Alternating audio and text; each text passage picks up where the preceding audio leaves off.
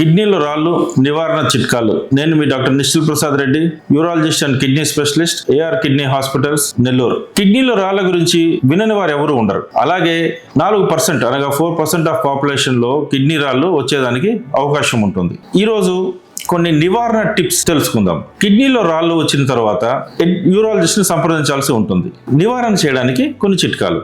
నీరు కనీసము 3 లీటర్లు. ఏది కిడ్నీ ఫెయిల్యూర్ లేని పేషెంట్స్, హార్ట్ ఫెయిల్యూర్ లేని పేషెంట్లకు మాత్రమే, నార్మల్ పేషెంట్స్ 3 నుంచి 4 లీటర్ల వరకు నీళ్లు తాగాల్సిన అవసరం ఉంటుంది. ఈ 3 లీటర్లు 4 లీటర్లే అనగా ఎందుకు అంటే, మన శరీరంలోంచి 1 లీటర్ వరకు ఊపిరితిత్తుల్లోంచి ఊపిరి రూపంలో ఆవిరైపోతుంది. మిగిలిండే వాటర్ అరౌండ్ 2 to 3 లీటర్స్ లో మనకి 1.5 లీటర్స్ నుంచి యూరిన్ అవుట్పుట్ వచ్చేదానికి అవకాశము ఉంటుంది. సో కిడ్నీలో ఎప్పుడు పొడి బారకుండా, ఎప్పుడు నీటితో తడుస్తూ ఉండడం వల్ల చిన్న చిన్న రాళ్ళు కూడా కొట్టుకుని పోయేదానికి, అంటే వాటర్ లో జారి పడిపోయేదానికి అవకాశము ఉంటుంది. సో రెగ్యులర్ పేషెంట్స్ ఎవరైనా కూడా 3 నుంచి 4 లీటర్ల వరకు నీళ్లు తీసుకోవాల్సిన అవసరము ఉంటుంది.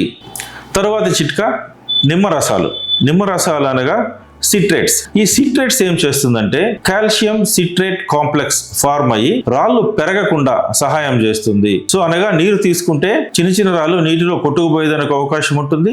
నిమ్మరసాలు తీసుకుంటే సిట్రేట్ కాల్షియం కాంప్లెక్స్ ద్వారా రాళ్ళు పెరగకుండా, తద్వారా రాళ్ళు తొందరగా పడిపోయేదానికి అవకాశము ఏర్పడుతుంది. మూడవ ముఖ్యమైనది పాలకూర కానివ్వండి, ఆక్సలేట్స్ ఉండేటువంటి పాలకూర, ఎక్కువ గ్రేప్స్ కానివ్వండి, ఇలాంటివి వీలైనంత వరకు అవాయిడ్ చేయడము మంచిది. కొంతమందిలో ఇన్ఫెక్షన్ స్టోన్స్ అంటాం. ఇన్ఫెక్షన్ స్టోన్స్ ఉండే పేషెంట్స్ యూరిన్ కల్చర్ చేసుకోవడం ద్వారా ఇన్ఫెక్షన్ ని గుర్తించి ఆ ఇన్ఫెక్షన్ ని నివారణ చేసుకుంటే మళ్ళీ రాళ్ళు రాకుండా చేసుకునే దానికి అవకాశము ఉంటుంది.